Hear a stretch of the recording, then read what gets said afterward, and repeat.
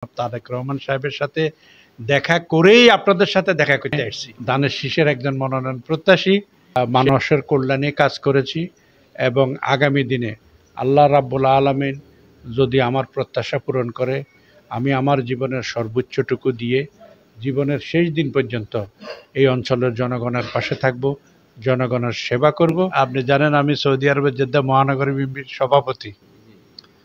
তো যেহেতু আমি ওনার একজন কর্মী, সেহেতু আমি তো ওনার সাথে দেখা করতেই পারি।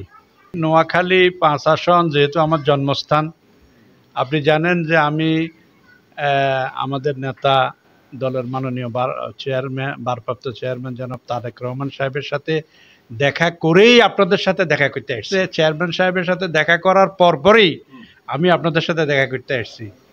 আল্লাহ যদি আমাকে কামিয়াবি করে, আমি চেষ্টা করব বিগত দিনে থেকে অনেক ভালো কিছু করার জন্য, যেই সকল কর্মে আল্লাহর রহমতে আমাকে মানুষ স্মরণ করবে। বলছি অতীতের যে কোনো সময়ের চেয়ে ভালো, জনগণের জন্য কল্যাণ, দেশের শান্তি শৃঙ্খলা নিরাপত্তা বিধান সকল বিষয়ে অতীতের যে কোনো সময়ের চেয়ে আমরা ভালো কিছু করার আশা রাখি। স্বরূপ আমাদের যে অঞ্চলগুলোতে শিক্ষা প্রতিষ্ঠানের স্বল্পতা আছে, অভাব আছে, সেই সকল অঞ্চলগুলোতে শিক্ষার ক্রমবিকাশ।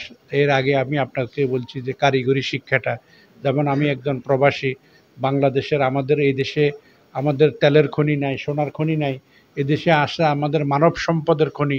এই মানব সম্পদকে কিভাবে সম্পদে রূপান্তরিত করা যাবে এবং প্রবাসে গিয়ে দেশে এবং বিদেশে কিভাবে তারা কর্মমুখী হবে, সেই সকল দিকগুলো আমি চেষ্টা করব যে মানব সম্পদ উন্নয়নের জন্য এবং মানব সম্পদ দিয়েই আমার দেশকে সমৃদ্ধ করার জন্য।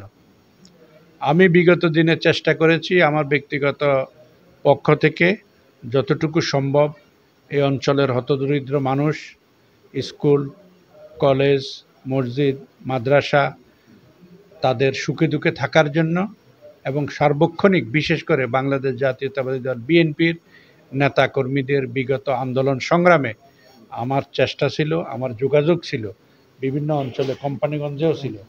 হ্যাঁ, বিভিন্ন অঞ্চলে আমরা বিপদের সময় বিশেষ করে মামলা, তারপরে জামিন, চিকিৎসা, হ্যাঁ এই সকল। আর আমি যেহেতু দলীয় নেতা কর্মীদেরকে, যেহেতু আমি জেদ্দা মহানগরে সভাপতি, সারা বাংলাদেশের একটা দায়িত্ব আমাদের উপরে আছে এবং সেই ক্ষেত্রে শুধুমাত্র বিএনপির যে সকল অঞ্চলে, বাংলাদেশের যে কোনো অঞ্চলে যে কোনো ধরনের বড় ধরনের কোনো সহযোগিতার প্রয়োজন হয়েছে, আমরা সৌদি আরব বিএনপির পক্ষ থেকে আমরা অনেকগুলো অবদান রাখতে চেষ্টা করেছি।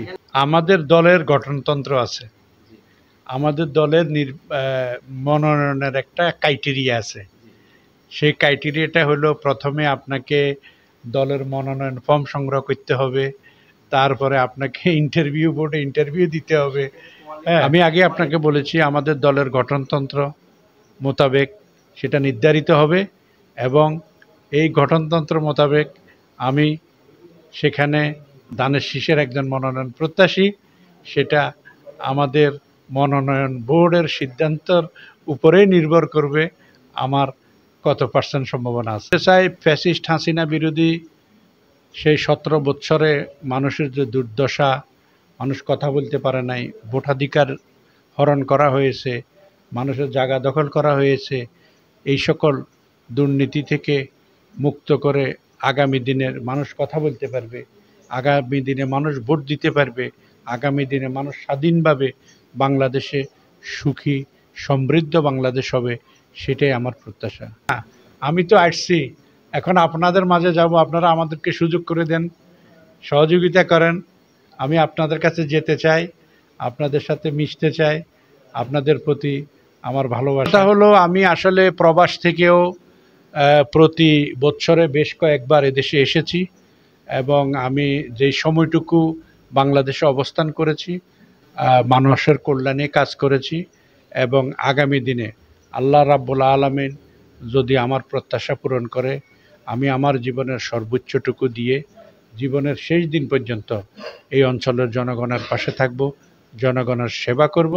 এই জন্য আমি আপনাদের দোয়া এবং সহযোগিতা কামনা করতেছি। আপনাদের সবাইকে ধন্যবাদ।